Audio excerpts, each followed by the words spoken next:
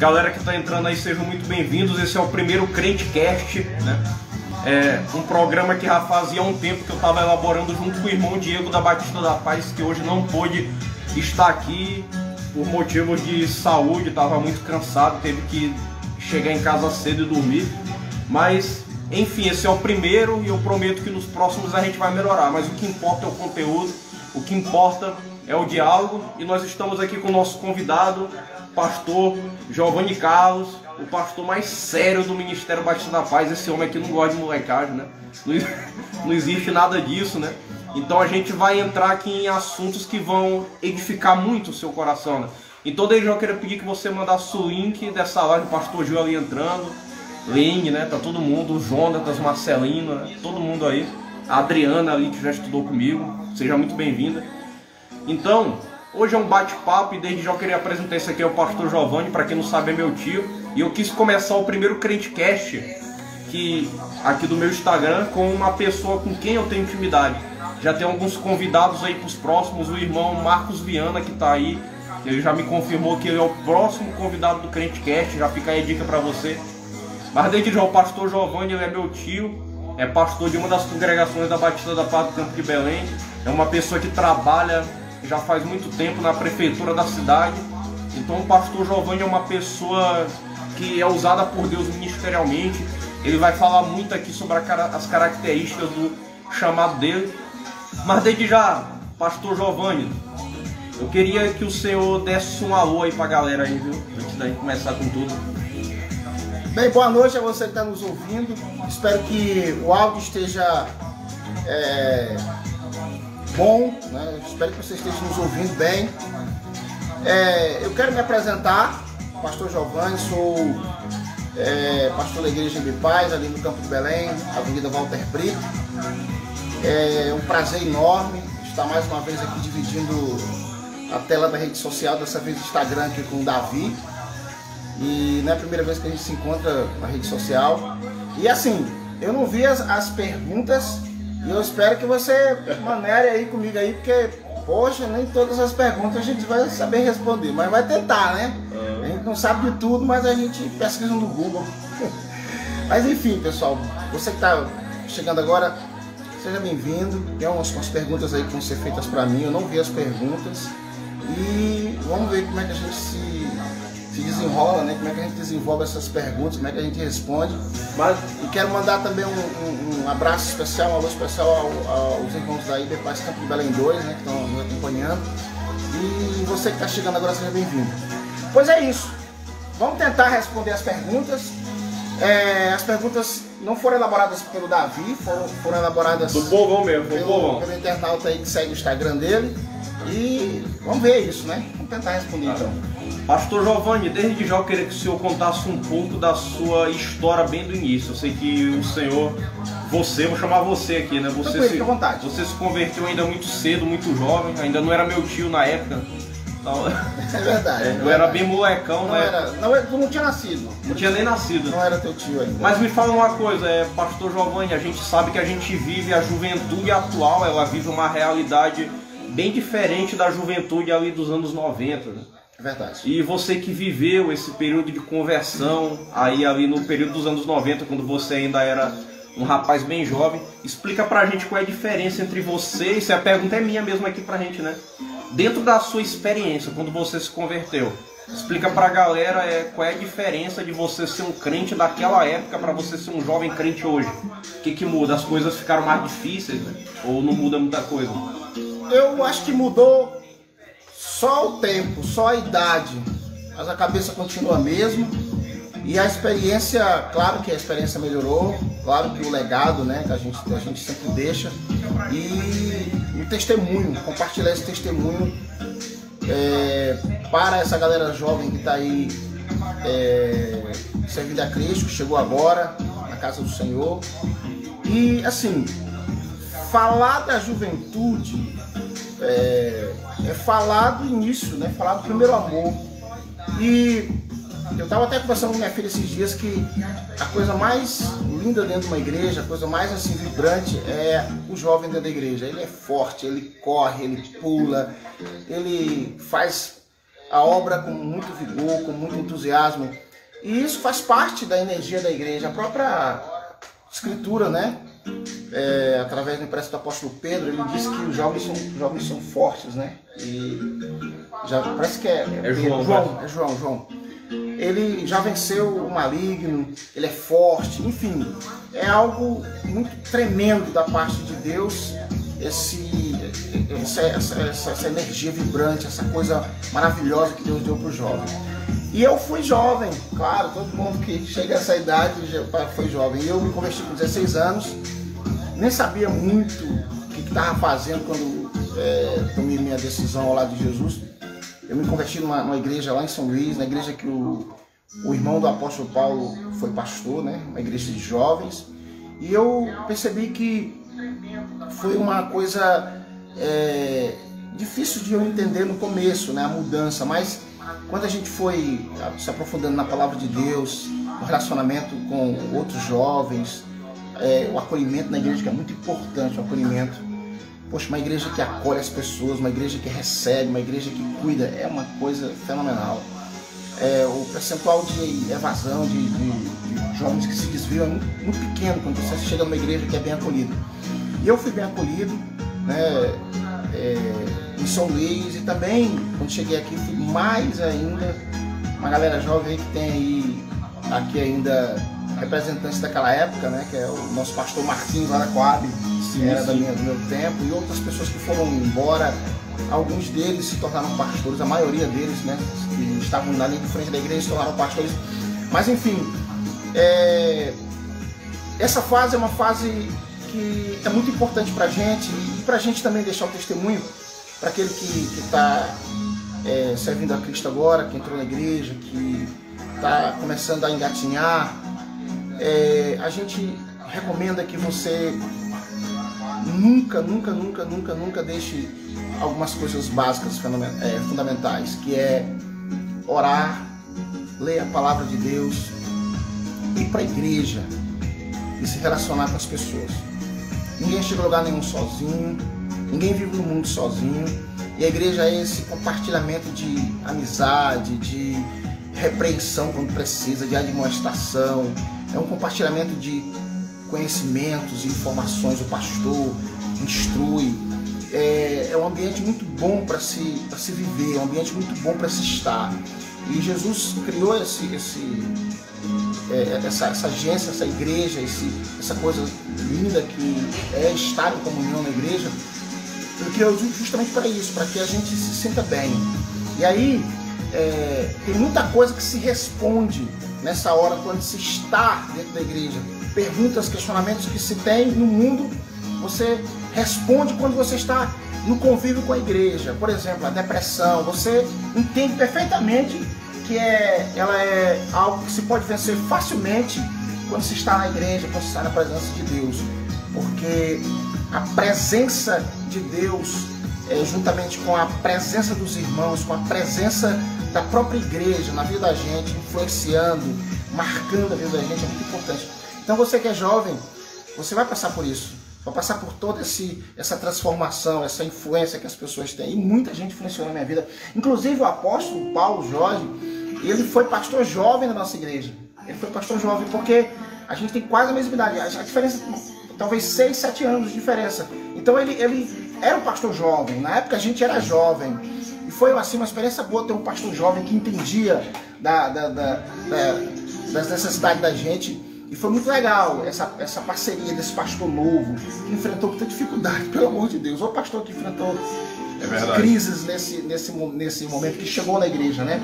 Enfim, ser jovem hoje é estar inserido nesse ambiente. Não importa, pra mim não importa, Davi, não importa a época, a era. Eu acho que o pecado é o mesmo, a santificação é a mesma. É o mesmo processo. É o mesmo processo, a alma é a mesma, o diabo é o mesmo, enfim... A estratégia de guerra é a mesma, nós estamos no mesmo contexto, a luta é contra a carne, embora o mundo seja cibernético, a luta é a mesma, só muda o cenário, as cores, né? E tio, mas aí dentro disso que o senhor tá falando, eu acho muito legal, porque tem uma pergunta, a gente vai conversando, eu vou lançando a pergunta assim dentro do clima. Eita! Tem um jovem que mandou uma pergunta, porque hoje em dia poucos jovens vão à igreja. Eu vou formular melhor a pergunta dele, porque hoje em dia os jovens têm mais dificuldade de se congregar. Ou eu estou errado dentro dessa formulação?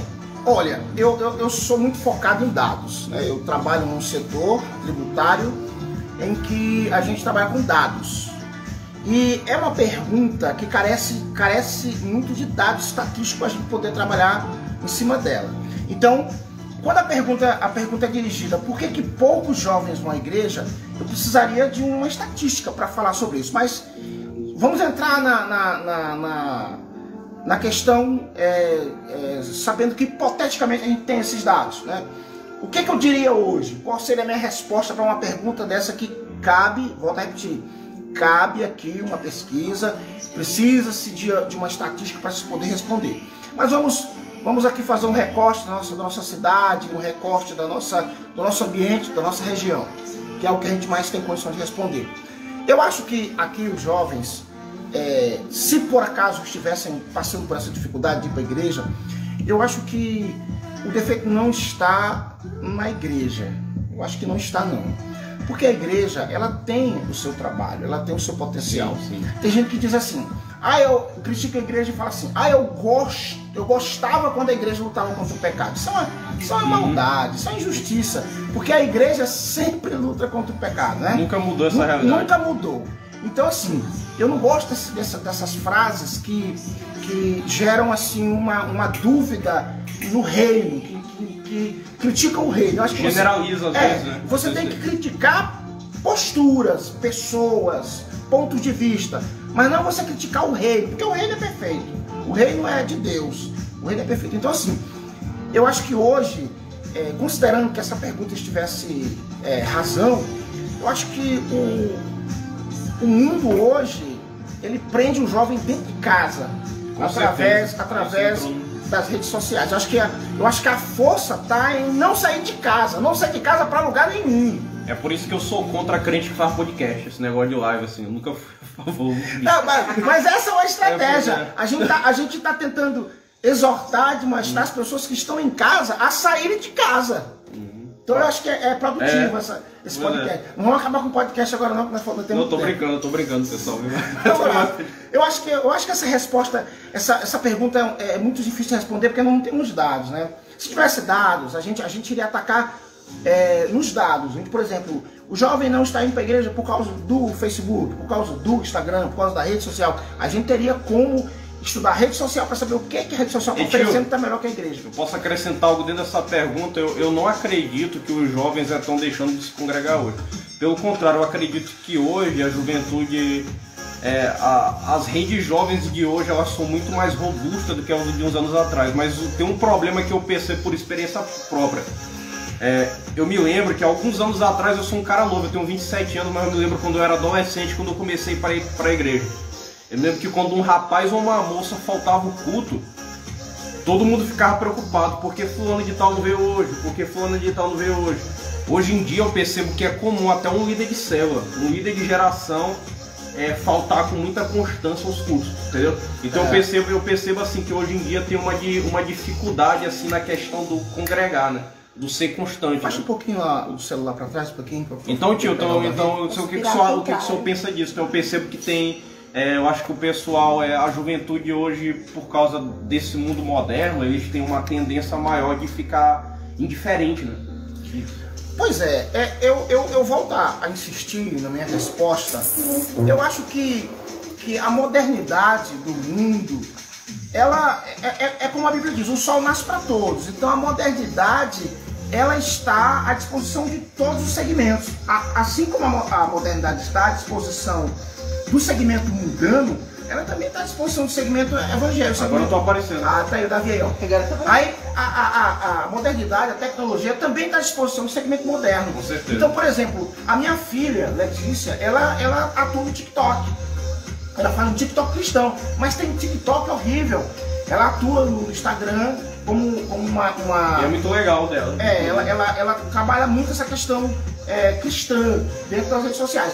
Então, assim, eu acredito que hoje o mundo ele está tentando criar mecanismos para que as pessoas fiquem em casa, para que as pessoas não vá para a igreja. Mas esses mecanismos eles são mecanismos tecnológicos que estão a serviço ou à disposição de qualquer segmento. Aí vale a guerra de estratégias, né? Quem tem uma estratégia boa para levar o evangelho, por exemplo, a gente tem uma rádio aqui na escola chamada Web Rádio Shalom. Então a gente disponibiliza 24 horas aí, a pessoa quiser ouvir música evangélica, está 24 horas à disposição. Então são ideias que a gente tem, que a gente pode potencializar e evangelizar as pessoas. Claro que o mundo, o diabo, vai também potencializar essa ferramenta, que não é do diabo, essa ferramenta do homem, a ferramenta que Deus deu inteligência para criar. Sim, e aí cada um se utiliza de inclusive a gente tá usando hoje pro bem aqui, né? Fazendo exatamente. E tio, mas dentro desse assunto ainda, voltando aqui a entrada da nossa conversa aqui. O senhor se converteu com 16 anos, né? E foi ali nos anos 90, foi? Foi nos anos 90. Então, exatamente, tio. Mas eu quero que o senhor explique pro pessoal porque eu me lembro de uma experiência que a gente viveu alguns anos da igreja, né? Alguns anos atrás, quando não tinha, por exemplo, não tinha WhatsApp, ainda não tinha Instagram, né? Então eu me lembro que nesse período aí a nossa comunicação era mais a gente indo na casa das pessoas. E eu me lembro que teve um rapaz muito envolvido da igreja que ele se desviou, ele sumiu do mapa, tinha mudado de casa e a gente não conseguiu entrar em contato com ele, a gente foi conseguir entrar em contato com ele meses depois por causa da dificuldade. Então, na época que o senhor era mais jovem, assim, como é que vocês lidavam com isso no discipulado, nesse período dos anos 90, que a rede social era bem precária, dava até uma certa dificuldade para ir atrás da galera. Como é que vocês faziam isso?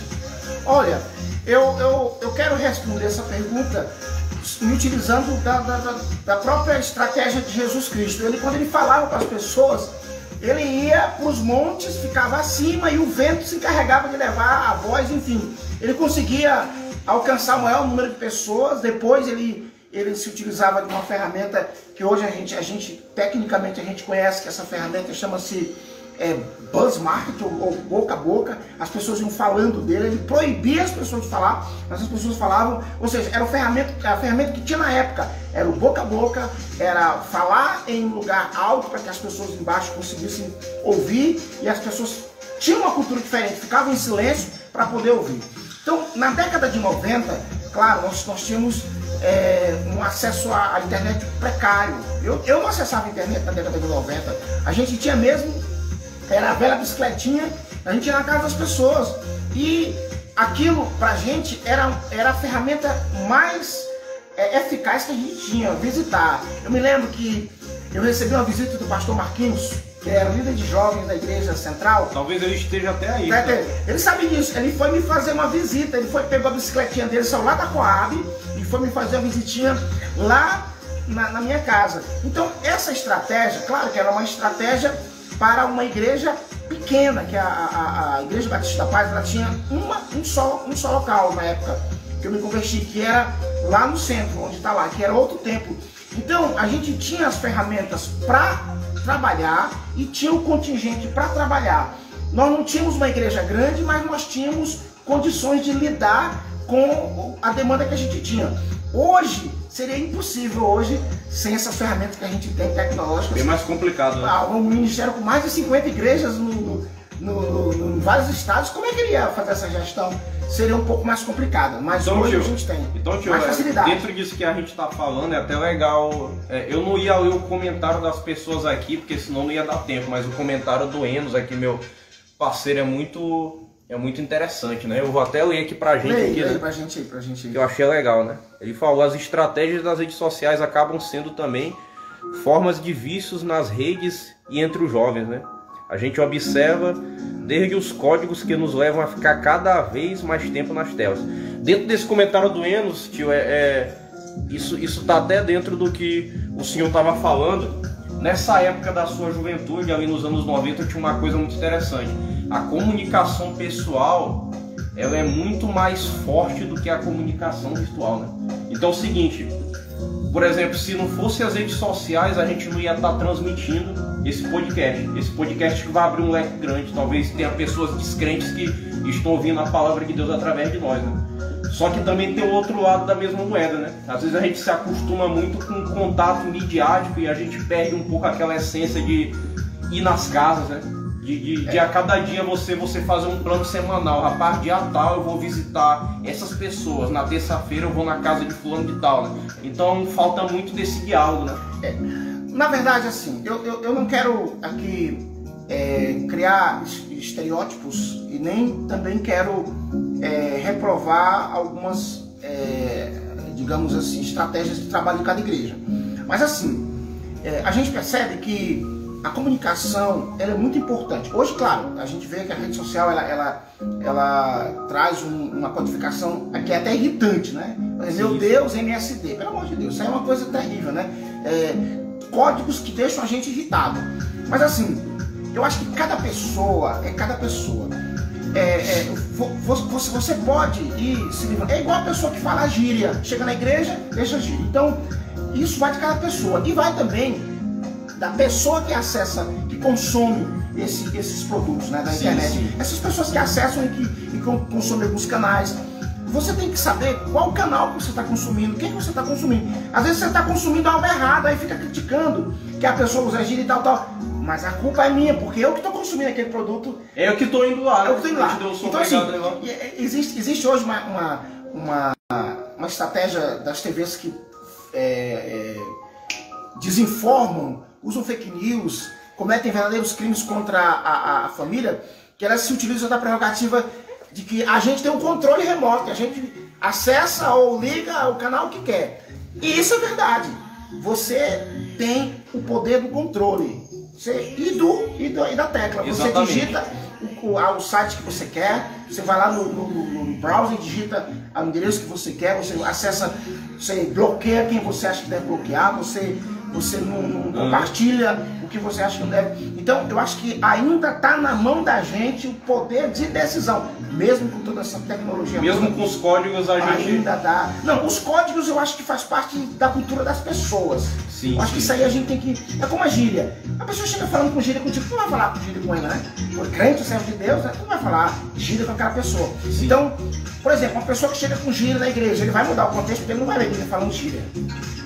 No púlpito, né? É diferente. É diferente. Então, assim, quando a pessoa chega, a pessoa é tratada. Agora, quando a pessoa está consumindo alguma rede social, algum Instagram, alguma coisa na assinatura, algum site, tem que saber o que está consumindo. Porque aí o nosso colega está correto. Que essa codificação ela é danosa. Inclusive o Enos, né, é amigo meu lá da igreja. Ultimamente ele está morando em Teresina por causa de estudo e de trabalho. E graças às redes sociais, ao grupo da Rede Jovem, ele consegue se manter conectado com a gente. Parabéns aí por você, viu? Mas essa outra pergunta aqui, ela vai encaixar certinho. Como manter uma mente em santidade com o mundo moderno de hoje? E eu quero só fazer um paralelo aqui antes do senhor responder, tio. O que eu percebo hoje, né? Esses dias entrou um vírus no meu celular, né? E eu tô baixando assim, eu tô procurando os melhores antivírus da internet, né? Porque é o seguinte, tem certos tipos de conteúdo que eu não acesso por mim ser crente. Só que por causa desses vários vírus que entraram no meu celular por causa de coisas que eu baixo, às vezes aparece coisas pra mim que não faz parte do meu contexto cristão sem que eu clique, sem que eu perceba. Às vezes eu ligo meu celular de manhã e aparece coisa que não é pra me ver, só que é impossível não ver porque já aparece pra mim, né? Então, tipo assim, o que eu percebo é o seguinte, né? Como manter uma mente em santidade como o do moderno de hoje, né? Hoje em dia é muito difícil você abrir as redes sociais e você não ter contato a certas coisas que vão ferir a tua pureza, entendeu? Isso a gente pensa que isso não prejudica, mas esses pequenos detalhes que entram na nossa mente de modo rápido, esses pequenos fragmentos, eles vão fazendo efeito por dentro. Então, como a gente lida com isso, tio? Como a gente se preserva de santidade dentro de tudo isso? Olha, Davi, eu sou muito prático com as coisas. Eu tenho uma vanguarda. Minha prima trouxe meu café. Eu tenho uma vanguarda, digamos, uma vanguarda teológica, prática. Eu tenho algo assim que eu guardo há muito tempo, que eu gosto de citar e de me basear nessas coisas. O diabo continua o mesmo, o pecado continua o mesmo, a essência do pecado continua a mesma, a forma como a pessoa vai pecar pode mudar, mas o pecado, a transgressão é a mesma, a desobediência a Deus é a mesma, a essência do pecado é a mesma, enfim, a configuração do homem, por mais que o mundo se modernizou, ela continua a mesma, ele é um homem pecador, como a Bíblia diz, destituído e carece da glória de Deus. Isso é fato. Então assim, para eu considerar essa pergunta e jogar a culpa na modernidade, eu posso cometer um gravíssimo erro. E dizer que hoje está mais difícil, eu posso cometer um gravíssimo erro com os fatos do passado. Por exemplo, se eu fizer essa pergunta e pegar essa pergunta e colocar ela no passado, um passado bem distante, e inserir um jovem de hoje lá, talvez esse jovem de hoje lá não conseguisse se manter fiel. Sim. Porque resguardadas as devidas proporções, talvez naquela época seria mais difícil do que hoje. E eu não defendo isso, Tá corretíssimo, eu estou apenas tentando levantar um questionamento na mente da gente, levantando um questionamento válido. Por quê? Porque se eu pegar um jovem de hoje e colocar em Sodoma e Gomorra, não tem tecnologia, não tem WhatsApp, não tem nada de rede social, qual a diferença daquele mundo para esse mundo? Eu acho que não tem diferença nenhuma. A diferença é que Deus resolveu destruir aquele mundo. Sim, sim. Essa é a diferença. Se fosse colocar na balança quais os mundos que estariam pior, nem outros, os mundos estão da mesma forma. Porque a Bíblia classifica o mundo como jaz do maligno. E o diabo continua o mesmo, com a mesma configuração e com a mesma atitude, com o mesmo propósito: matar, roubar e destruir. Então está equivalente. O jovem está inserido no mundo tecnológico, mas com as mesmas potencialidades. Mas quando a gente fala em modernidade, né, as pessoas pensam só em tecnologia, né? Como se a tecnologia fosse um pecado, ou fosse do diabo. Ou me tentasse mais, né? Mas a gente pode analisar, por exemplo, a cultura da época, né? Tem, por exemplo, Sadraque, Mesaque e Abednego, lá na Babilônia. Eles estavam ali em uma cultura que os obrigava a se prostrarem diante de uma imagem, né? Mas uma vez eu ouvi um servo de Deus falar algo muito interessante. Por que a fornalha ardente não queimou aqueles 3 jovens? Porque mesmo naquele contexto perverso, naquele contexto que ostentava a imoralidade, que ostentava a idolatria, o coração deles ardia mais por Deus do que a fornalha de fogo ardente. Então por isso que eles entraram lá dentro e eles não se queimaram, porque eles ardiam tanto por Deus que as chamas não foram o suficiente para conseguir destruí-los ali. Mas eles foram determinados a sofrer o dano. Exatamente. Eles foram determinados a sofrer o caos, porque eles disseram: mesmo que ele me mate, mesmo que a gente caia nas mãos de Deus, mesmo que Deus não nos tire de lá, nós não vamos prostrar, não vamos prostrar diante de ti. Então assim, a grande diferença entre Sodoma, Babilônia e agora são as cabeças. As cabeças hoje estão mais fragilizadas. Eu não estou falando das cabeças da igreja, das pessoas da igreja, mas as cabeças hoje estão mais fragilizadas. As pessoas estão fragilizadas por ideologia de gênero. As cabeças, quando eu digo fragilizadas, eu não digo que as pessoas têm fácil acesso para qualquer coisa, não. As pessoas estão confusas, estão hoje sendo bombardeadas por argumentos que se tornaram colunas da própria educação, do próprio modelo educacional, coisas que o Estado deixou correr solto. Então esse ambiente ele está confuso. A identificação do pecado para as pessoas que o inimigo cegou o entendimento está mais difícil. Ou seja, elas conseguem identificar erros pontuais em pessoas e atribuir à igreja no total. Elas conseguem identificar disfunções de caráter de pessoas, de grandes líderes que caíram e só manifestou a queda naquele momento. E elas conseguem atribuir a todo o reino, a toda a igreja, mas elas não conseguem separar uma ideologia da forma cristã de se viver correta. Sim. Elas acham que o cristianismo tem que absolver tudo e fazer de tudo um amor sem limite, um amor sem regras, sem nenhuma norma que diga: olha, é até aqui, depois daqui está errado. Então as pessoas hoje, eu acho que elas estão mais fragilizadas do que elas estão suscetíveis. Suscetível ao pecado é todo tempo. O diabo, a Bíblia diz que ele anda querendo tragar. E se ele obtiver uma oportunidade, ele vai tragar. Ou seja, no contexto de Sodoma, no contexto de Roma, que foi uma promiscuidade estupenda. Inclusive, tio, qualquer contexto. Na época do Império Romano, ali no primeiro século da igreja, né? Porque eu vou falar uma experiência minha esses dias, né? O irmão Tiago Souza, ele foi convidado para participar de um ciclo de conversa lá na Academia das Letras de Caxias, né? E como não deu para ele me chamou para ir lá. Sim. E infelizmente eu tinha preparado um discurso até respeitoso para me falar alguma coisa, né? Dentro daquele contexto. E o contexto era o seguinte, que me surpreendeu, porque primeiramente os palestrantes eram trans, porque esse era o principal assunto. E eu, como cristão, eu não me senti envergonhado de estar lá, porque eu sei, o evangelho é isso, eu tenho que ir até onde essas pessoas e pregar a mensagem de Cristo para elas, né? Então eu fui, ouvi, mas sabe o que foi que eu percebi?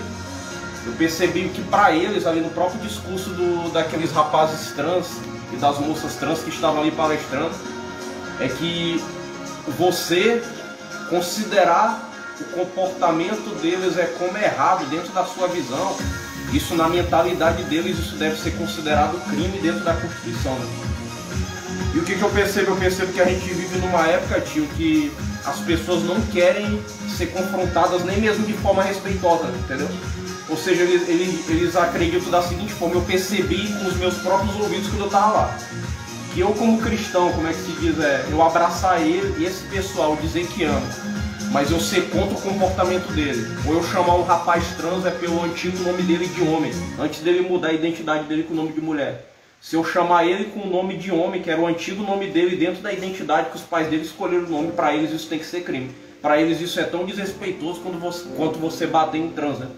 E a gente percebe essa questão da ideologia de gênero, né? Como a gente lida com esse tipo de situação, tio. Inclusive, no dia eu não pude falar porque eles começaram o evento tarde, estava tudo cronometrado, mas teve um momento que eles começaram a usar o nome de Deus e o nome de Jesus no meio de tudo aquilo ali. E eu pensei em levantar a minha mão para me falar alguma coisa. Eu senti claramente o Espírito Santo me mandar: Davi, dessa vez tu vai só ouvir, tu vai falar na próxima vez.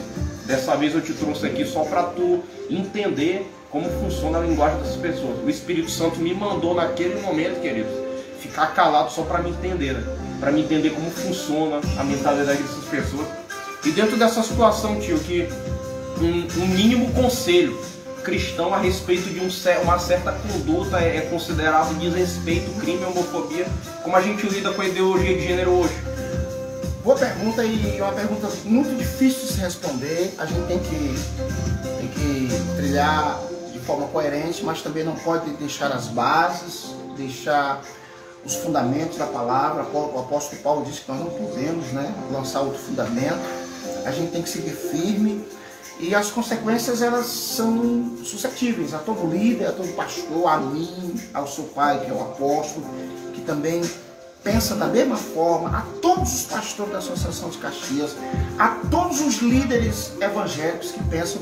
Então a gente tem o compromisso de firmar a palavra, afirmar, e tem também a responsabilidade de assumir o risco de, porventura, ser atacado por essas frentes que não querem nem ser citadas, que dirá confrontadas. Então, o que eu penso em relação a isso aí? Eu acho que na cabeça da gente já está mais do que definido, mais do que claro, que o crente ele não tem preconceito, porque o preconceito é algo formado à base da ignorância. A pessoa que formula um conceito à base da ignorância, ele não consegue sustentar o conceito, porque o conceito é frágil, o conceito pode facilmente ser derrubado, atacado por algum grupo de pessoas intelectuais e com 3 ou 4 ou sei lá, 5 argumentos, derrubar ali aquele conceito. Então nós não podemos ter um conceito frágil, um conceito fraco, um conceito errado. Nós temos que ter um conceito definido. E aí é que o Senhor nos chama para a responsabilidade de nos firmar naquilo que as Escrituras dizem. Ou seja, qualquer pessoa pode ser o que quiser. Não é problema nosso, é da pessoa. Sim, Qualquer pessoa pode ser o que quiser. E a igreja não tem autoridade de impor a doutrina para ele. Não. A Bíblia diz que nem o Espírito Santo tem essa prerrogativa de impor. O que a Bíblia diz a respeito do Espírito Santo? Que ele age de acordo com o deixar da pessoa. E aí, aquele versículo que todo mundo conhece. Não é por força e nem por violência, mas é pelo meu Espírito.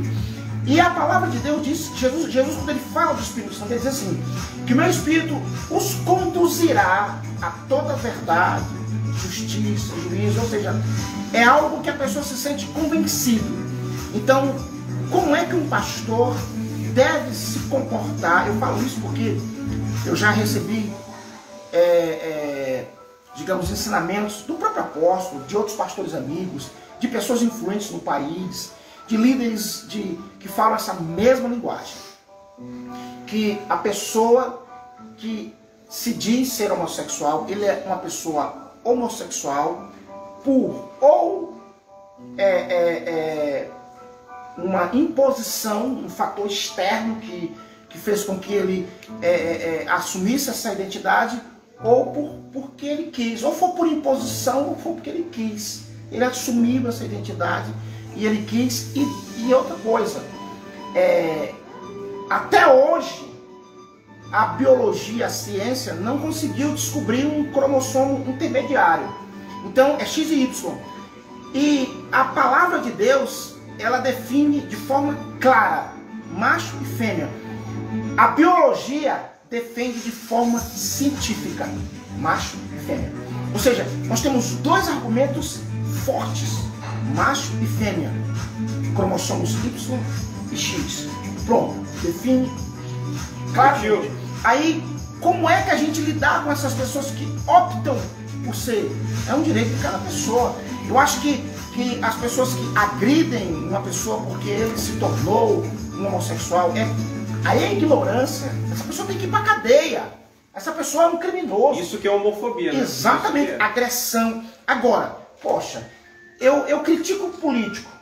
Eu chamo o político de ladrão. Estou falando de forma genérica. Não estou dizendo que eu estou afirmando isso agora. As pessoas chamam o político de ladrão. Chama o juiz de ladrão. Numa partida de futebol, o cara cai no juiz de ladrão só porque ele anulou o gol do Vasco, poxa. Um abraço aí pro vascaínos. Só porque ele anulou o gol do Palmeiras, o cara cai nele de ladrão. Eu sou ex-vascaíno. A gente vê que as pessoas, elas são muito ferozes em criticar os outros. Agora, na hora que a crítica é voltada para um segmento da homossexualidade, parece que se torna algo intocável. É como se fosse uma cláusula pétrea que a Constituição não tem e que precisa ter. Todo mundo se critica Deus, as pessoas chamam Deus de nada, que não existe, critica Jesus, critica todo mundo. Mas na hora que critica, na hora que define claramente, ou critica, que também é errado, você está aqui fazendo a crítica pela crítica, também é errado. Toda pessoa é digna de amor, de respeito, é digna de ser respeitada pelo caráter que a pessoa tem. Agora, poxa, paciência, né? Roubou, pode ser homossexual ou não, vai pra cadeia. Matou, pode ser homossexual ou não, vai pra cadeia. Não importa. Quem comete crime, independentemente da sua identificação sexual, digamos assim, problema dele. Matou, roubou. Agora tem um porém. Uma coisa muito interessante é porque eu percebo que as pessoas que tentam estabelecer leis que favorecem o seu grupo, né? O seu grupo homossexual, né? Eu percebi isso com meus próprios ouvidos quando eu estava lá, né? Eles têm dificuldade de entender que o comportamento homossexual, assim como o comportamento do adultério, da prostituição, né? Você ser homossexual não faz você pertencente a uma raça. Ou seja, porque o homossexualismo não é uma raça, é um comportamento.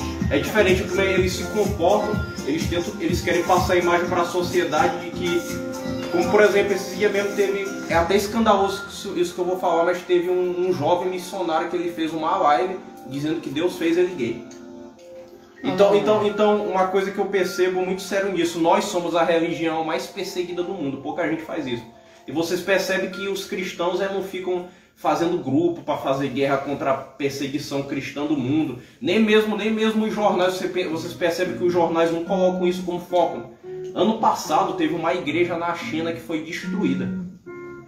Isso não passou em nenhum jornal das grandes emissoras de TV. Mas por que a gente não fica fazendo grupo social para querer combater a perseguição cristã? Jesus mesmo falou, né? O servo não é maior do que o seu senhor. Assim como me odiaram, vos odiarão também. Porque se eles odiaram vocês, odiaram a mim primeiro, né? Então eu sou uma pessoa assim que eu evangelizo homossexual. As pessoas próximas a mim sabem, né? Se a pessoa permitir, eu até abraço, porque o meu desejo é que essas pessoas sejam alcançadas. Agora, uma coisa que eu quero falar para você que tem familiar ou tem uma parente que é preso ao lesbianismo, ou algum amigo ou conhecido que é preso ao homossexualismo, repita isso bem daqui que eu vou dizer para a pessoa. Olha, Jesus, não é errado eu dizer que Jesus ele ama a todos e Jesus ele quer abraçar a todos. Mas uma coisa eu vou dizer, a partir do momento que você se jogar aos braços de Cristo, é impossível você permanecer o mesmo. O filho pródigo ele voltou todo lascado para o braço do pai, e na cabeça dele era assim: rapaz, eu prefiro ser escravizado pelo meu pai do que ficar aqui comendo comida de porco.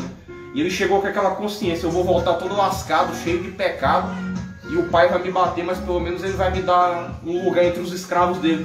E o que foi que aconteceu? A Bíblia diz que o pai, na hora que viu o seu filho todo arrebentado, o abraçou, colocou um anel no seu dedo, o banhou, deu novas vestes e fez uma festa, porque esse meu filho estava perdido e foi achado. Então, independente do tipo de conduta que você tem, não precisa nem ser homossexualismo, pode ser uso de droga, Jesus ele vai te aceitar do jeito que você está. Mas é o seguinte, na hora que você se joga aos pés dele, é transformação. Exatamente. Eu quero tecer mais alguns comentários relações para a gente fechar essa questão e passar para outra pergunta. A gente vive num mundo hoje que tenta impor uma legislação. Vamos colocar o Brasil para a gente não generalizar. A gente impor uma legislação que dê, digamos, superpoderes para um tipo de sociedade organizada. Tudo bem, é direito mesmo porque vivemos num país democrático. Mas dificilmente passa porque a maioria das pessoas pensa diferente deles. Então, a democracia é isso. Se os parlamentares pensam diferente, não vai passar isso nunca. Não passa por quê? Porque a estrutura do parlamento, a maioria estabelece as leis. Então, assim, o que tem que ficar bem claro é que nós não somos contra pessoas. Nós não odiamos pessoas. Nós não queremos guerra com essas pessoas. Veja bem. Existem argumentos que, por mais que você tente sustentar, você não consegue convencer ninguém. Um cenário importante, aqui eu quero me aproximar mais para falar para você uma coisa importante. Olha, nós estamos vendo aí a Rússia se posicionando contra um país covardemente. Todo mundo vê isso. Não precisa ser um analista de guerra, não precisa ser um analista político, geopolítico, não precisa disso não. Você está vendo claramente que é uma luta desigual, desproporcional, arbitrária. Houve até um engano na época, porque a Ucrânia se desarmou nuclearmente. Para quê? Para que hoje a Rússia tivesse hoje total vantagem, sem nenhum efeito colateral. Porque se a Ucrânia tivesse bomba atômica, aí a Rússia pensaria 2 vezes ou 3 vezes antes de invadir. Mas tudo bem. Aí hoje, as nações no mundo inteiro, 99% das nações, porque tem aí alguns malucos aí que apoiam a Rússia, não concordam com a Rússia. 99%. Eu não sei nem se eu posso chegar a mais disso, mas digamos que 99% não concordam com a atitude da Rússia. E nem por isso a Rússia cedeu. É um direito da Rússia dizer que está certa. Sim, exatamente. É 1%, pastor Giovanni. Sim, mas eles têm direito de dizer que estão certos. Eles estão errados? Estão. Para uma mente coerente, para uma mente que raciocina corretamente, ponderando a razoabilidade, a Rússia está errada, é covardia. Impor uma conquista goela abaixo. E o que está acontecendo? A Ucrânia está resistindo, está lutando contra essa invasão. Da mesma forma, a gente tem direito de não concordar. É simples. Discordar não significa dizer que a gente odeia. A gente discorda do político, nem por isso a gente odeia o político. E é porque o político mal prejudica uma cidade, um estado, deverazmente. Nem por isso a gente odeia, vou matar, porque a Bíblia não nos autoriza a odiar.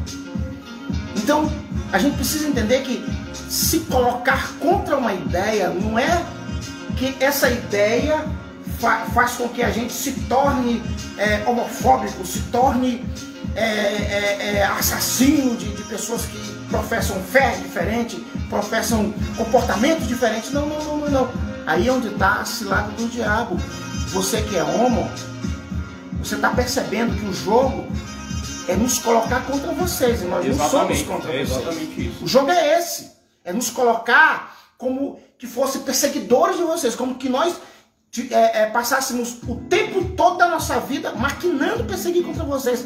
A Bíblia não nos autoriza nem perseguir você, nem a ninguém. A Bíblia diz assim, não é contra a carne ou contra o sangue que a igreja luta, que o povo de Deus luta, mas contra demônios, contra hortes espirituais da maldade. O objetivo da igreja é ganhar todo mundo para Jesus, e isso aí a gente não abre mão. Por causa disso, Pedro foi cerrado, Isaías foi cerrado, defendendo a palavra. Jeremias quase morre. Paulo passou o que passou. Pedro foi crucificado de cabeça para baixo. Muitos irmãos foram assassinados, degolados por causa desse evangelho. E não é essa geração que vai abrir mão disso. Então é uma questão de fé. Se você crê de uma forma diferente, é um assunto seu. Agora, nós vamos seguir firme, seguir em frente, levando a palavra de Cristo, não obrigando a ninguém, não levantando bandeiras e tentando impor num parlamento que ele tem que aceitar o que eu sou. Não é o que você é, não é o que eu sou, mas é o que Cristo e o que a palavra de Deus diz que nós somos. Isso a gente já entra na outra pergunta, tio. Quão importante é que a nossa juventude se envolva, estuda mais sobre a política, né? Então esse assunto é uma pergunta perfeita para o tio Giovanni, né? Mas desde já vale ressaltar, tio, que a política ela não é o principal foco do corpo de Cristo, né? Entendeu? Mas é necessário. Não é porque não é o principal foco que não seja necessário, né? A gente vê, por exemplo, que Jesus, mesmo com a popularidade dele, ele não se candidatou a nada, né? Ele falou de dar pois a Deus o que é de Deus e a César o que é de César. Ou seja, Jesus ele frisou ali que a igreja ela vai ter um papel político na sociedade. Mas no meio da juventude, como é que a juventude se envolve nisso, tio? Como é que funciona isso, assim, a juventude cristã na política? Como é que é isso? Pergunta muito boa. Eu acho que não só a juventude, mas todas as pessoas que postulam essa ideia, que respiram essa ideia, né, tem o direito, né? O crente, na minha opinião, o crente tem o direito de se candidatar. Ele é um cidadão comum, normal, um cidadão sem superpoderes, ele é uma pessoa comum. Sim. Apenas ele tem uma profissão de fé pautada em Cristo, vive para Cristo, vive para o Senhor, tem hábitos diferentes, vai para a igreja.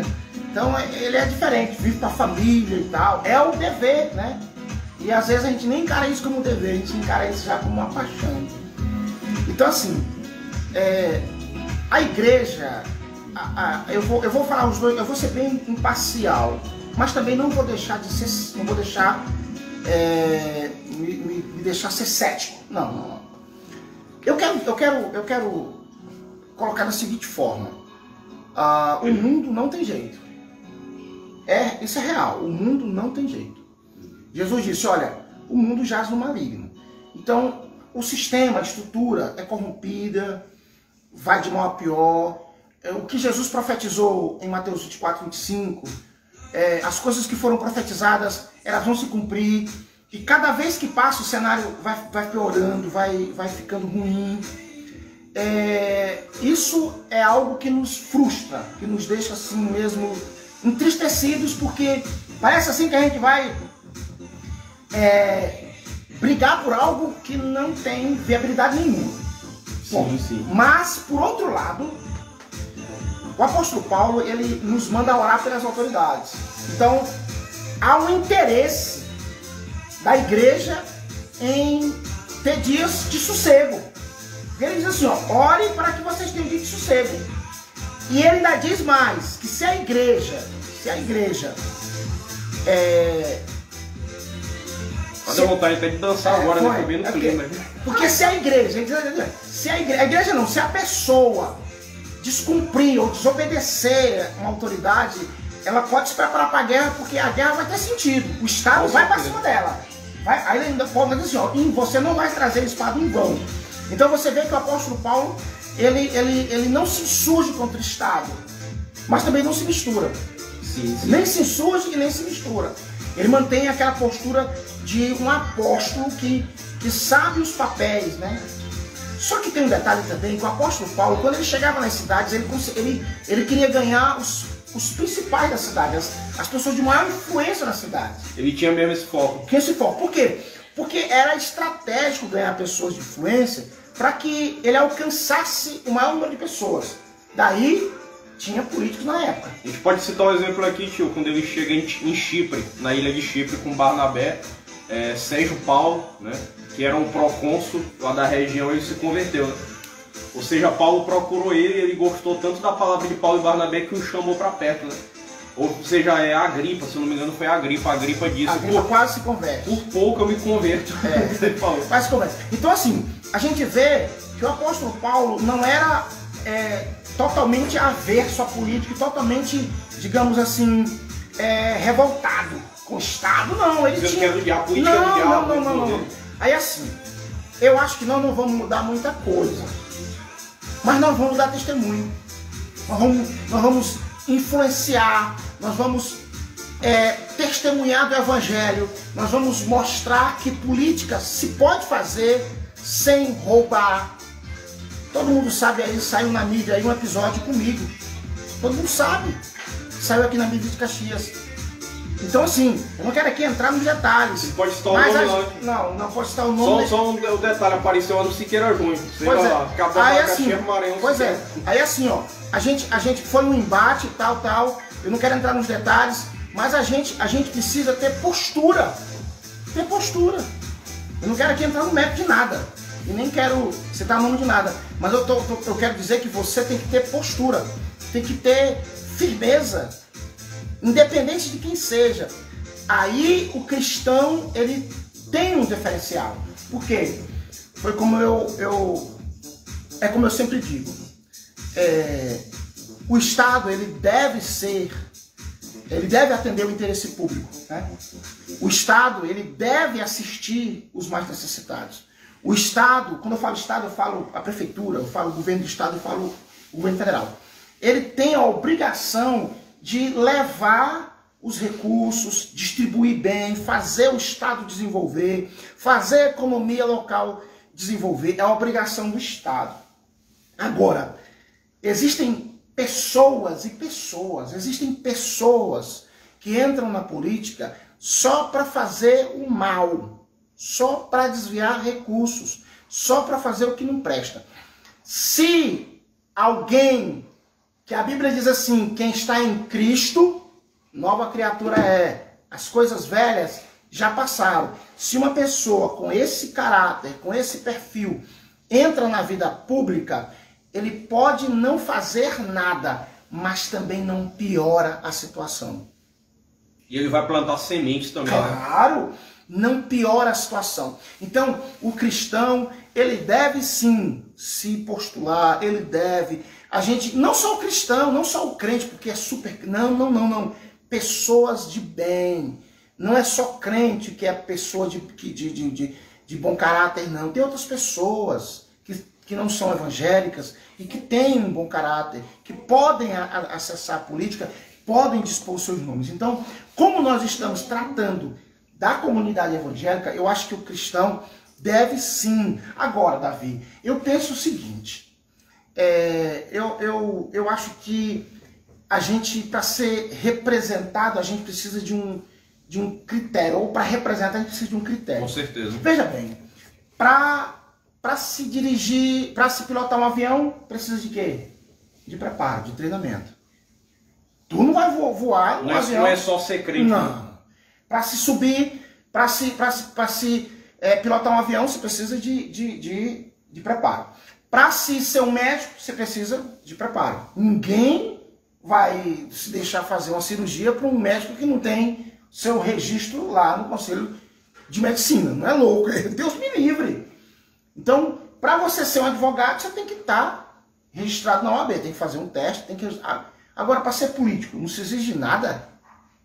Não se precisa ter nada, qualificação nenhuma. Só porque é amigo, só porque fez um favor. Não, eu ajudei a igreja, ajudei a congregação tal, eu ajudei... Só por causa disso. Sério? Só por causa disso? Será que a política é uma vara de manobra, é uma massa de manobra, é uma espécie de troca? Será que nós, crentes, que somos libertos, que somos pessoas esclarecidas, será que a gente não sabe votar, não? Será que a gente vota porque a pessoa ajuda a igreja, porque a pessoa é uma pessoa bacana? Não, está errado.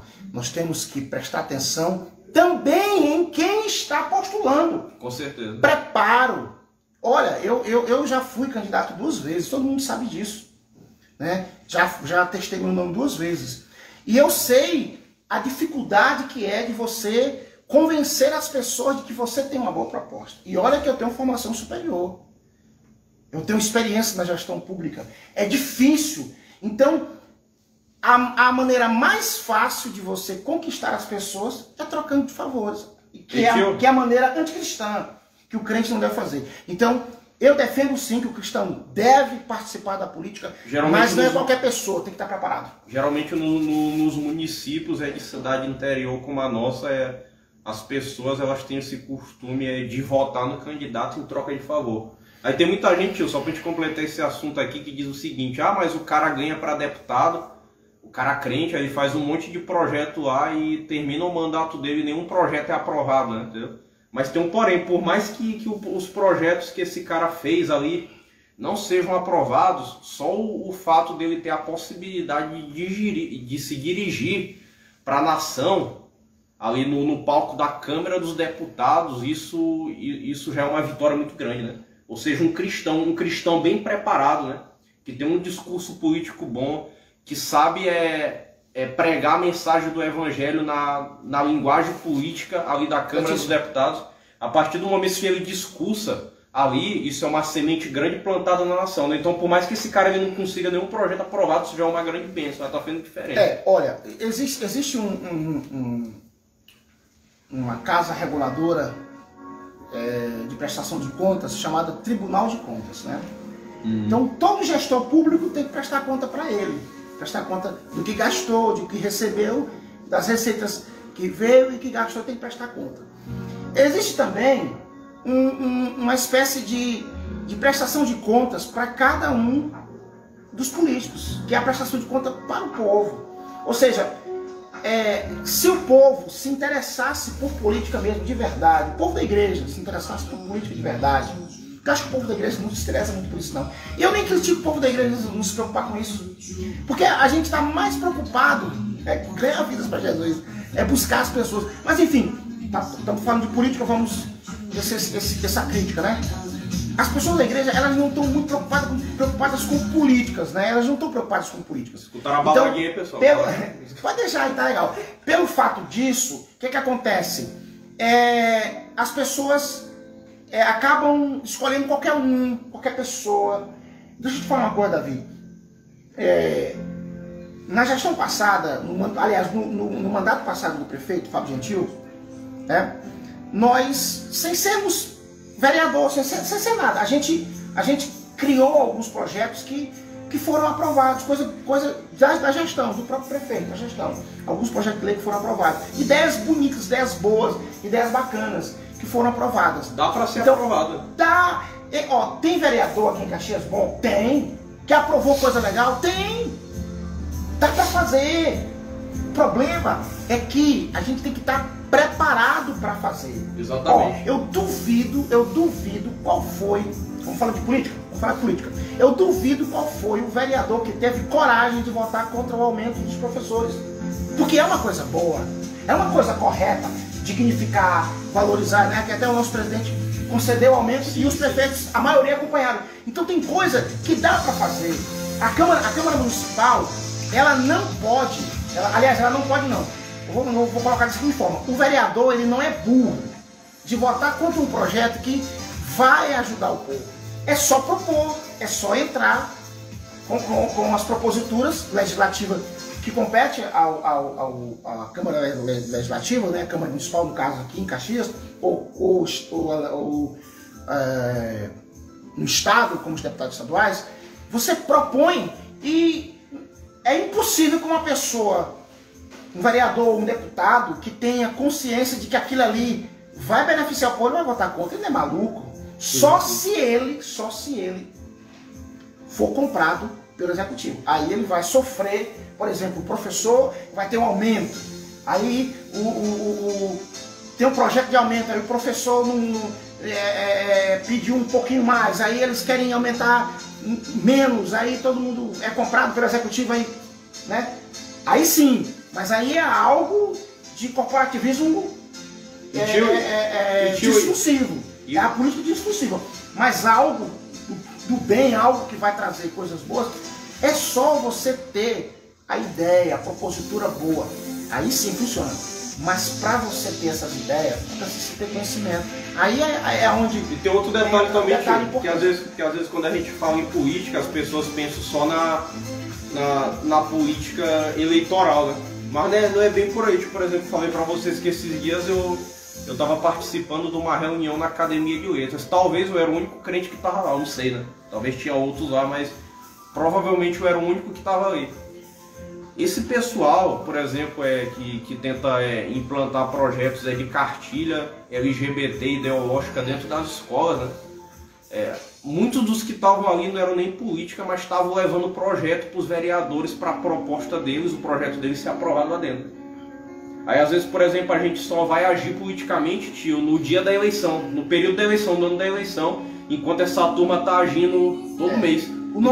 Então, por exemplo, digamos, você tem um chamado assim para a área da política, não trabalha, não começa a trabalhar pela sua cidade, não cria projetos e apresente projetos apenas no período eleitoral, mas até mesmo fora do período eleitoral seja uma pessoa ativa, faz obra social, né? Ou seja, faz projeto para as artes, né? Leva para a Câmara dos Vereadores, né? Entendeu? Então, por exemplo, a política ela é o dia a dia do povo, né? Tem uns projetos de iniciativa popular. Agora, esse Davi, tu tocou num assunto interessante. Olha, no meu ponto de vista, o maior político dos municípios, o maior político do município é o pastor. Com certeza. É o pastor.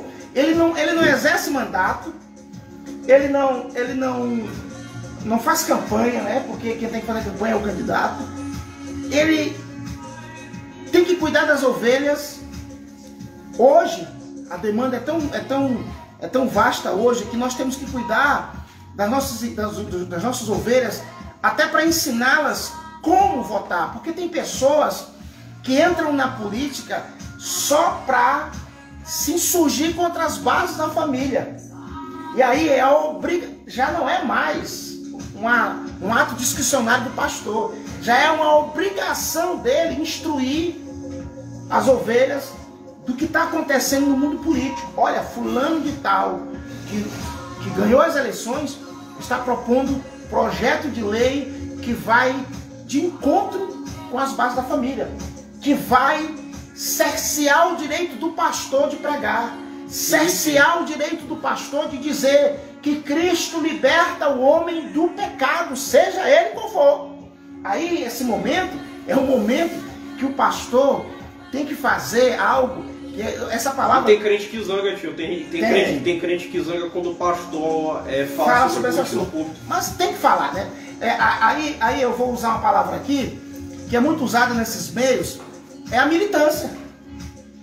A militância é o jeito. A gente tem que militar contra essas coisas. O crente tem que militar. Ir pra cima dessas, contra essas ideologias do diabo aí. Tem que ir pra cima. Pra mim, destruir a família, destruir o maior patrimônio que a gente tem, é uma influência maligna. Pra mim é. E tio, um exemplo bíblico aqui bem rápido.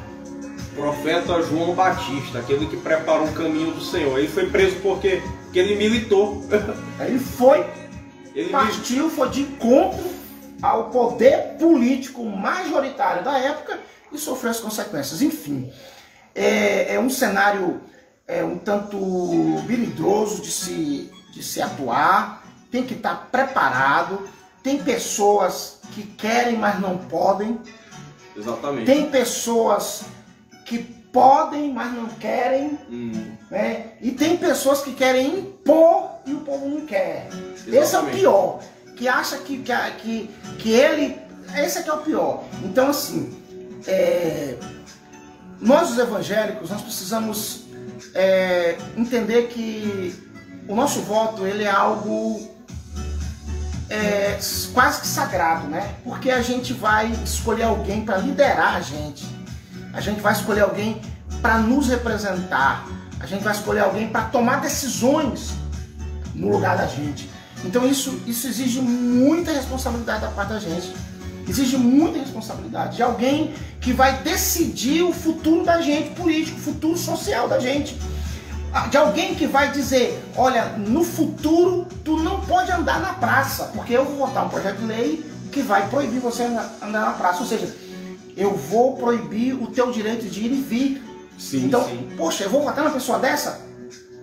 Eu vou votar? Não vou. Então, eu tenho que saber em quem votar.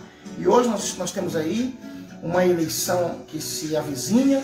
A gente precisa tomar cuidado, né? Tem gente aí que está querendo impor uma lisura e uma posição de inculpabilidade, de intocável, pessoas que foram condenadas por todas as instâncias e querem insistir que são pessoas do bem e que querem de novo trazer rombos para o nosso país, para a nossa sociedade brasileira.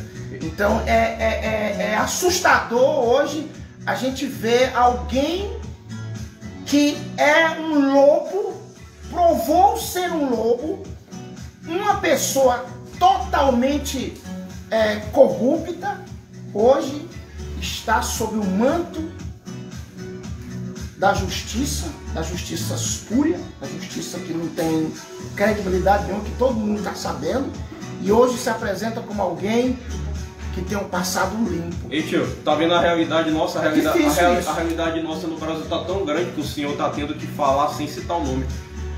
O senhor tá tendo que falar sobre... Mas todo mundo sabe o que eu tô falando. Quando o senhor fala de justiça, se o senhor por acaso citar pelo menos a sigla do nome da justiça brasileira, essa live depois ela vai ser derrubada. Aí vocês veem, ó, o nosso país ele não é democrático. As pessoas pensam que é, mas não é. Né? Ele é democrático abaixo da toga. Sim, exatamente. Abaixo da toga tem uma democraciazinha esfarelada que a gente vive aqui.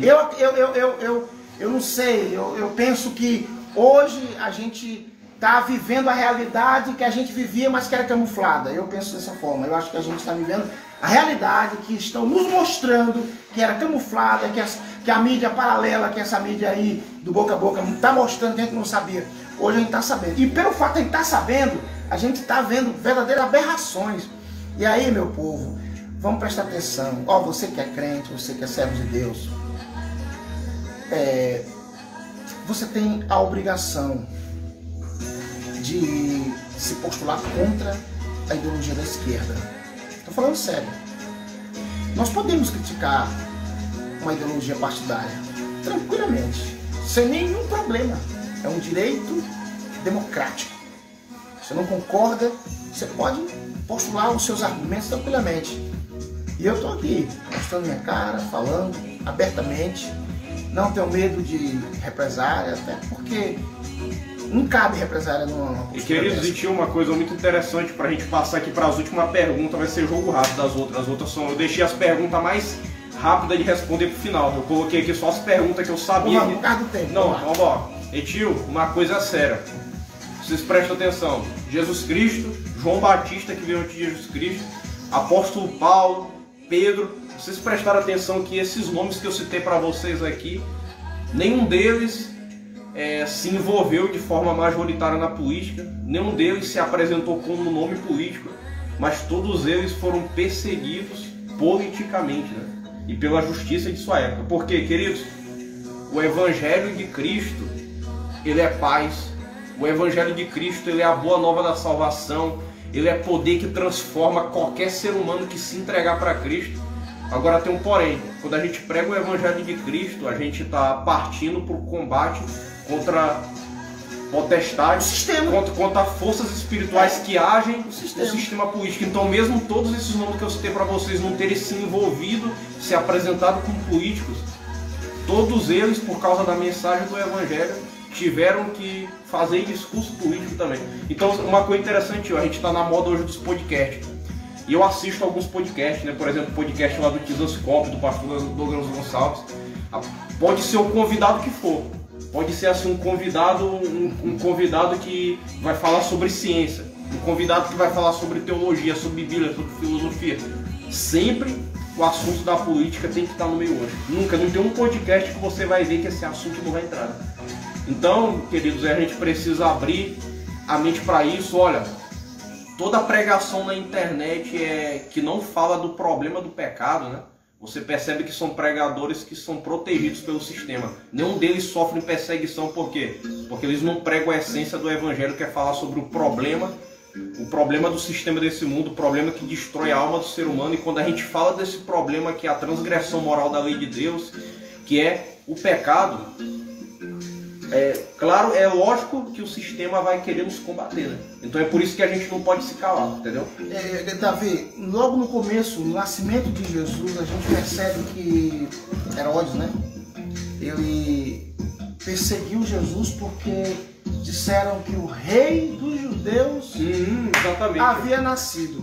Ou seja, ele não entendeu que tipo de rei era esse, mas por via das dúvidas, vamos matar o cara que vai tentar tomar meu trono? Então ele não entendeu que tipo de reinado. Os romanos que se converteram quando Paulo chegou em Roma, como é que os convertidos de Roma falavam de Jesus? Ele é rei dos reis e senhor dos senhores, ele é o único senhor. Queridos, isso era um combate terrível contra o Império Romano. Então você percebe que por isso que... Então o que eu vejo hoje? Hoje eu vejo um monte... Eu vou falar uma palavra forte. Tem um monte de crente fraco que prega uma graça barata. Tem missionário evangélico dizendo que Deus criou ele gay, né? Ou seja, uma cambada de crente fraco que não enfrenta o problema do pecado e é protegido pelo sistema.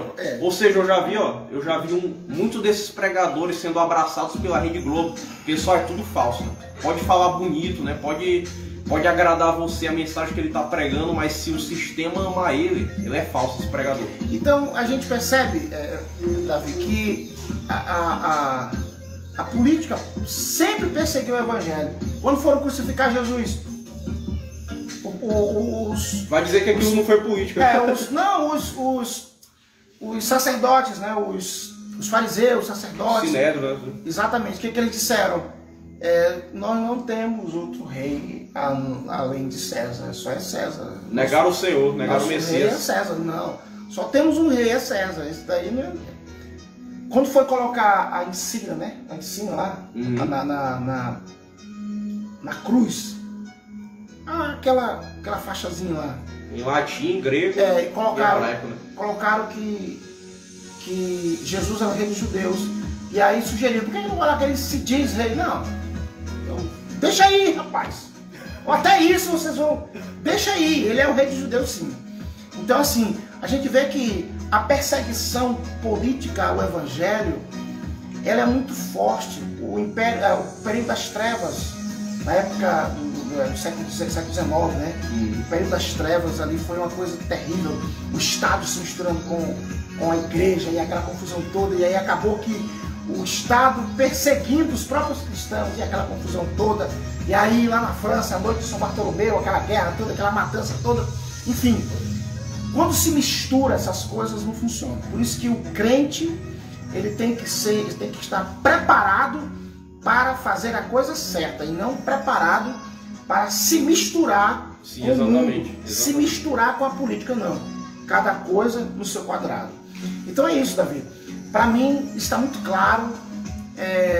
Eu penso que a gente pode melhorar um pouquinho mais a nossa sociedade, a gente pode dar bons testemunhos, a gente pode fazer coisas boas, embora sabendo que o que nós fizemos não vai ser o suficiente e nem vai ser do tamanho que a gente gostaria que fizesse, porque o sistema ele é muito complexo, né? Ele é muito voltado para essa militância do diabo.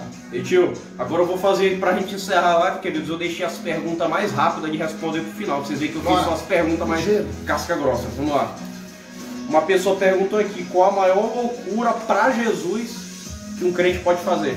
Eu não sei a loucura que um crente pode fazer, mas eu sei uma que eu fiz. Qual é? Fala aqui. Olha, eu fui uma vez, quando eu era jovem, eu fui evangelizar num sítio, lá naquele sítio ali onde a gente tinha, aquele primeiro sítio que a gente ficava ali, no Shalom, lá. E aí a gente foi num evangelismo, num sítio lá na frente, fomos a pé. E aí vai que faltou luz lá no local e o carro que ia trazer o som não conseguiu mais pegar. Nós trouxemos o som da igreja, eu e mais uma porção de jovens. Nós trouxemos esse som na cabeça, pegando chuva, no escuro, andando por dentro dos matos, louvando a Deus. Foi uma coisa mais louca que nós fizemos. E aí, ninguém se machucou, não teve acidente. Muito pelo contrário, os relâmpagos que davam na época iluminavam o local, e as meninas gritavam com medo, as jovens gritavam com medo, e a gente, calma que nós estamos aqui. E os jovens levando aquelas caixas de som, a chuva caindo, e a gente protegendo as coisas, e nós conseguimos voltar ao nosso sítio de origem. Foi a coisa mais louca que eu fiz. Teve uma segunda coisa louca que nós fizemos, mas essa foi na igreja, na construção da igreja, naquela galeria. O Marco Viana estava lá, o Marco. O Marco Viana estava lá, ele sabe disso, o Marco Viana, Antônio José, essa galera toda estava lá. A gente estava concretando aquela laje lá do Templo Central. Aí nós concretamos aquela laje todinha em um dia. Um dia só? Um dia. Todo mundo, os jovens todos da igreja, nós concretamos aquilo em um dia. Foi extremamente difícil, foi algo espetacular, mas nós conseguimos. Mas vocês foram focados para fazer só um dia ou deu aquela inspiração assim? A gente foi determinado, focado, a gente foi doutrinado, a gente foi, meu irmão, foi algo sobrenatural. E aí o apóstolo, que na época era pastor, fez um panelãozão de cozidão bem forte. Aí o menino, quando olharam aquele ali, disse, pastor, nós estamos rente, vamos já. E aí uma turma ia almoçar, e depois a outra turma viu, o serviço não parava, e nós concretamos. Eu me lembro que quando foi 4 horas da tarde, eu acho que o pastor Marco Leitão estava nesse dia. Quando foi 4 horas da tarde, nós terminamos de concretar a laje toda. Zé Miguel também estava nessa época lá. Essa foi a segunda loucura doida, assim, maluca que nós fizemos. Agora tem uma coisa, quando a gente faz loucura por Jesus, pra glória do Senhor, é diferente, né? Eu vou dar um exemplo bem aqui. Antes do retiro, eu trabalhei em 5 mutirão. E tem um discípulo meu, não sei se ele tá aí, o Caio, né? Depois eu mando pra ele essa parte aqui. Um abraço, Caio, se estiver por aí, um abraço. Homem de Deus, chegou na igreja agora, mas o que eu quero falar do Caio aqui? O Caio, ele já se converteu com o desejo de fazer loucura para Jesus. Né? Esse é do bom. Ó, ele foi trabalhar no mutirão, o pastor Carlos, o Francisco, os outros irmãos ficaram tudo surpreendidos. Rapaz, esse rapaz aí, ele é bom de serviço, né? O homem mesmo era arretado e outro detalhe, cansado, todo cheio de calo na mão. Ele ainda foi comigo lá pro Eugênio Coutinho, a gente foi fazer uma programação com os jovens. Ele disse, Davi, toda vez que tiver um negócio do sítio, a gente vai trabalhar. Né? Ó, queridos, loucura, vamos fazer... vamos fazer loucura, exatamente. Olha, eu quero deixar um recado para os jovens aí, você que está ouvindo nossa live e pegou essa parte aqui que a gente está falando sobre loucura. Olha, eu passei minha juventude toda na igreja, toda, não saí um momento, até hoje, estou na igreja, sou pastor hoje, nunca quis ser pastor, Deus me chamou, eu nunca quis. E eu tô sendo pastor, uma coisa mais maravilhosa da minha vida é ser pastor. Eu sou um pastor meio maluco, meio piradão, mas é o jeito que eu sou. É o jeito que eu sou. Isso eu sei. É o jeito que eu sou. Então assim, deixa eu te dizer uma coisa, ó. Eu fui jovem, e uma das coisas que mais eu fazia era trabalhar na obra. Eu trabalhei muito carregando caixa, tocando no Ministério de Louvor, limpando a igreja, lavando, tirando ponteira, fazendo. Eu me envolvi tanto com a obra de Deus que o tempo passou e quando foi para me casar, para eu namorar e me casar, Deus botou uma pessoa na minha frente, na minha vida, e me deu uma pessoa mais maravilhosa do mundo. Então Deus cuida da gente. E aí, hoje eu sou uma pessoa muito feliz. Não tenho tudo que tem, não tenho tudo que quero, eu acho que ninguém tem tudo que quer. Porque a gente é um eterno vir a ser, né? A gente sempre quer mais, a gente sempre quer alçar voos maiores. Mas eu sou muito feliz e eu devo toda essa felicidade que eu tenho de estar sempre presente na casa de Deus. Sempre. Nunca deixei de ir para a igreja. Uma coisa dos piores momentos da minha vida, eu fui para a igreja. Nas dificuldades mais horripilantes da vida, eu fui para a igreja. É como se fosse aquele... Não sei se você lembra daquele memezinho do Hulk e o... Aquele... Qual o Hulk? Do Marvel, do Hulk é aquele malucão que ele pega e taca ele no chão. Ah, o vilão lá, me esqueci. Não é aquele vilão, é que ele diz, eu vou pra igreja, eu vou pra igreja. É o... Como é o nome dele, Letícia, daquele malucão? O vilão lá do Vingadores, o irmão do Thor. É o Loki. É o Loki. Você sabe que é o Loki. Parece com o Aí ele pegava o Loki e jogava ele no chão. Vou pra igreja, Satanás. Eu vou pra igreja. E nós precisamos ter essa consciência. Vai pra igreja, pelo amor de Deus. Vai pra igreja, vai pra igreja. Tá doente? Vai pra igreja. Tá se sentindo mal? Vai pra igreja. Tá chovendo? Vai pra igreja. Eu voltei pra casa uma vez. Eu era casado. Tinha uma bicicletinha vermelha. Eu voltei da igreja uma vez num culto que tava tendo. Um culto foi tão maravilhoso quando voltei com uma chuva doida. Eu voltei só eu e minha esposa. Sabe o que aconteceu? A chuva foi tão forte, todo mundo fechou a casa e a gente no meio da rua. Caiu um raio tão grande que iluminou a rua toda. E a minha esposa se desesperou de calma que nós vamos chegar em casa. E quando a gente chegou em casa, chegou todo molhado. Hoje, a gente vai para a igreja hoje de carro. Deus abriu as portas para nós. Deus viu que a gente precisava e Deus me abençoou. Hoje, eu sou um funcionário público bem sucedido. Deus prosperou. Deus sabe da tua necessidade. Só trabalha, só faz a obra de Deus. Deixa que Deus cuide de ti. O apóstolo Pedro fala que ele tem cuidado de nós. A gente se envolve com as coisas dele e ele realiza os desejos do nosso coração, os sonhos da gente. Você é alguém capaz de vencer. Só entenda isso. Entrega o teu caminho ao Senhor. Vai para a igreja. Olha, tem gente que está dizendo, não, vai para a igreja. Não ouve essas coisas não. Esses desigrejados, eles estão enfrentando depressão. Nós, os pastores, estamos orando pelos desigrejados. Eles estão indo no nosso gabinete, na nossa casa, sabe, pedir o quê? Pedir ajuda, porque eles estão morrendo por dentro, porque eles não estão indo para a igreja. Quem criou a igreja não foi o pastor não, Davi. Quem criou a igreja foi o próprio Deus. Então ele sabia o que estava fazendo. Ele sabia que as pessoas iriam se organizar, iriam estar dentro de um corpo, iriam cuidar umas das outras. E aí por isso que eu te digo, meu jovem, meu irmão, minha irmã, vai para a igreja, é lá o teu lugar. O pastor, só para encerrar essa parte, que o pastor Antônio Cirilo, né, canta Poderoso Deus, gosto muito de ver os vídeos curtos dele que ele posta de vez em quando. Ele falou, olha, você que está me ouvindo aqui, até você que não está mais se congregando, você precisa da igreja, porque a igreja é o local onde você vai apanhar, onde você vai ser disciplinado, onde você vai se decepcionar, onde você vai ser amado, você vai ser tratado, teu caráter vai ser forjado, tu vai aprender a suportar uns aos outros em amor, tu vai aprender a fazer loucura pelo nome de Jesus e tu vai aprender que a alegria do Senhor é a tua força. Queridos, por que eu falei esse negócio do mutirão ainda agora? Eu já fiz muito serviço assim, né? Serviço pesado assim, mas quando você faz loucura pro Senhor é diferente, né? É tipo, você não sente cansaço, você sente um ânimo novo, né? Entendeu? Quando você trabalha no mutirão, sabendo que ali você está trabalhando para que os irmãos estejam juntos em um momento ali de comunhão, o Espírito Santo ele vai te renovando tuas forças, né? Paulo ele falou, né? Permanecei firmes e constantes e sempre abundantes na obra do Senhor, sabendo que no Senhor vosso trabalho não é vão. Queridos, tudo que você faz para o Senhor pode ser a coisa mais louca do mundo, você vai receber recompensa. Mesmo se você receber, se deixa se desgastar na obra do Senhor. Tem jovem que reclama porque não quer dar uma palavra de abertura na célula, né? Eu me lembro que alguns anos atrás eu tinha jovem que pedia para capinar o quintal dos outros para conseguir no retiro. Hoje tem jovem que não gosta de retiro, né? Entendeu? Então, bora parar com esse negócio, queridos. Bora fazer loucura pelo nome de Jesus, que a recompensa você não faz nem ideia, né? Deus vai te fazer prosperar, Deus vai te encher com óleo de alegria. Glória a Deus. Davi, esse negócio de retiro, que o jovem daqui na nossa igreja, ela teve uma ideia legal. Ela fez uns sorteios aí, os meninos fizeram, e nenhum deles tirou R$1 do bolso. Eles fizeram um sorteio e pagaram o retiro deles. Glória a Deus. Foi algo assim tremendo. Então assim, dá pra gente fazer, quando a gente quer.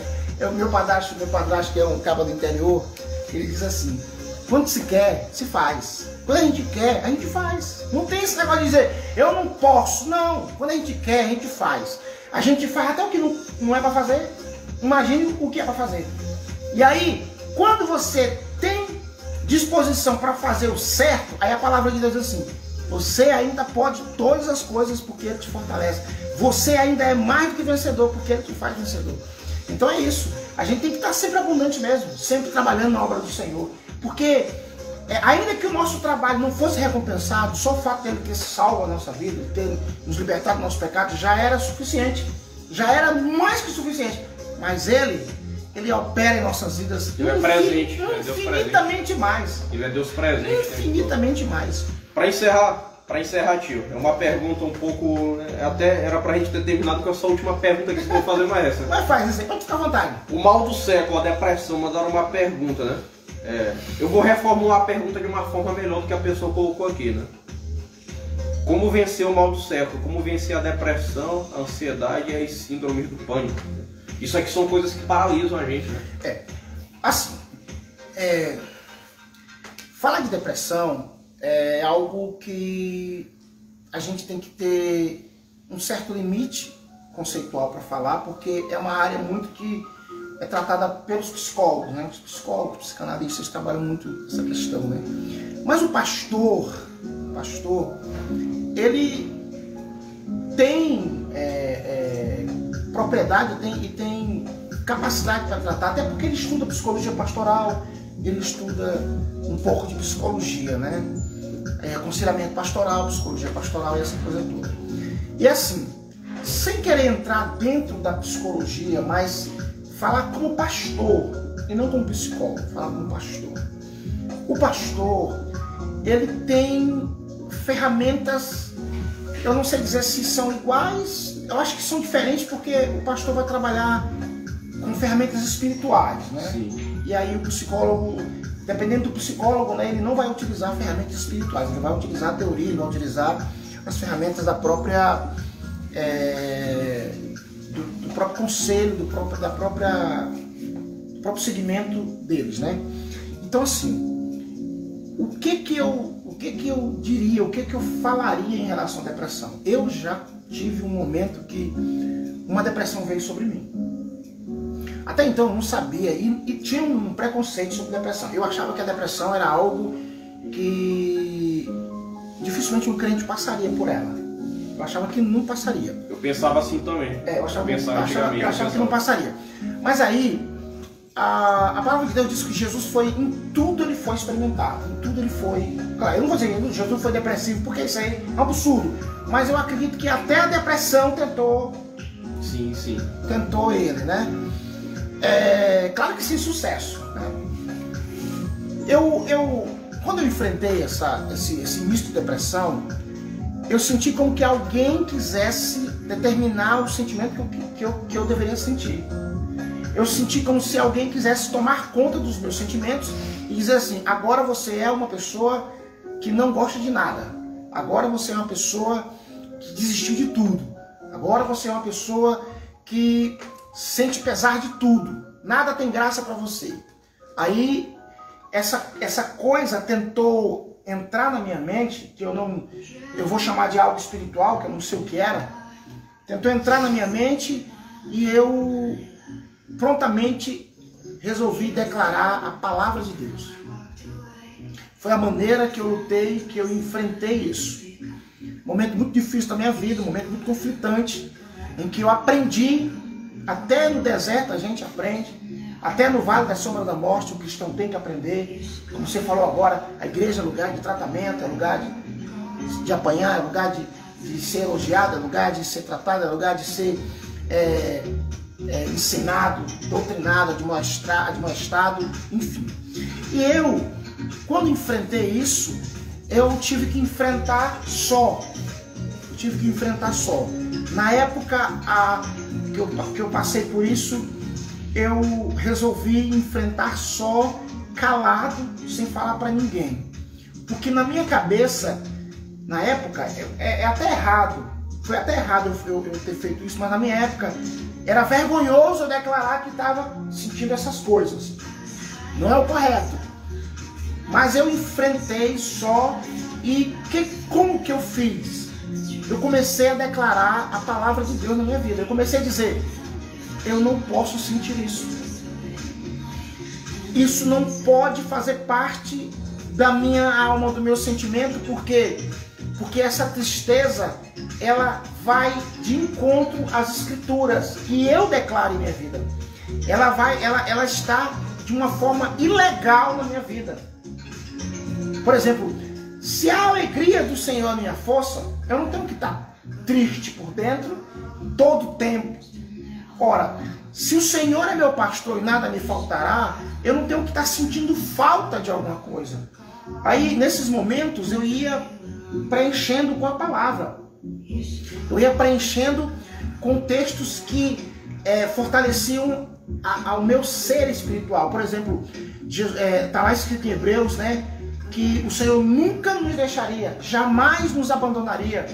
Então, eu comecei a citar esses textos que afirmavam a presença de Deus na minha vida, a presença do Espírito Santo dentro de mim, que eu era o santuário do Espírito Santo, que eu era alguém que Deus amava. Eu comecei a declarar todos os textos em que Deus me acolhia, me recebia e não me rejeitava.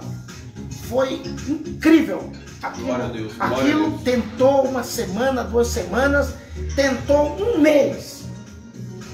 Não um mês que tentou me assediar. Eu chamo de um espírito, uma coisa assim.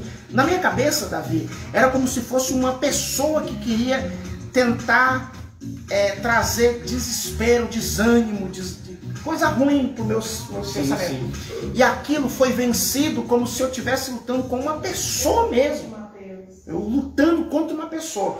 E a forma como eu utilizei foi declarando a palavra de Deus e não só apenas declarando, mas afirmando ser total verdade e compromisso de Deus aqueles textos na minha vida.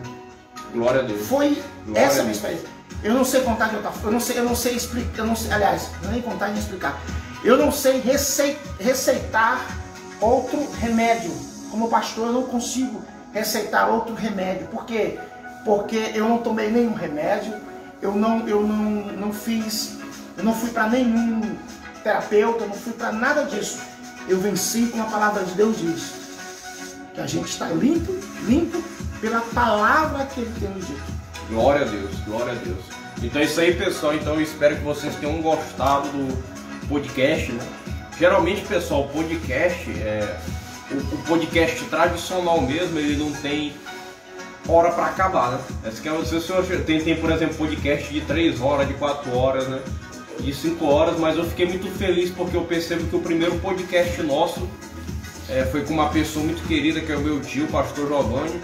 Não deu pra mim fazer todas as perguntas pra ele, mas pelo menos as perguntas... Tinha mais? Tinha mais, né? Meu Deus. Mas não dava, mas eu já imaginava assim, rapaz, não vai dar tempo. Meu Deus. Eu vou ver se eu vou tentar fazer dar tempo de perguntar tudo, né? Mas eu prometo que essas perguntas aqui eu vou estar guardando aí, quem sabe, pro próximo convidado, né? E não tem problema de repetir as mesmas perguntas para outros convidados, porque cada convidado vai dando a sua visão, vai contando a sua própria experiência, né? Então a ideia do podcast realmente é esse, né? Geralmente o podcast ele não tem um tema específico, né? Ele é um diálogo natural, tipo uma conversa.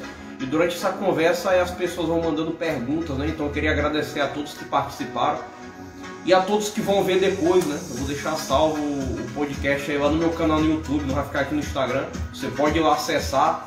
Eu vou criar um canal de cortes também para tá pegando as partes mais polêmicas assim que tá jogando. Então que Deus abençoe. Meu Deus! Reflita sobre tudo que o pastor Giovanni falou aqui. E que esse podcast tenha servido como uma grande edificação para a sua vida, né? Guarde tudo isso, né?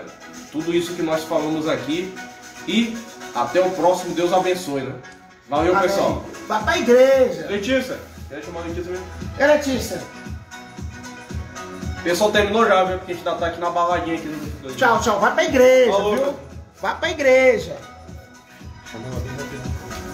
Cadê o Letícia?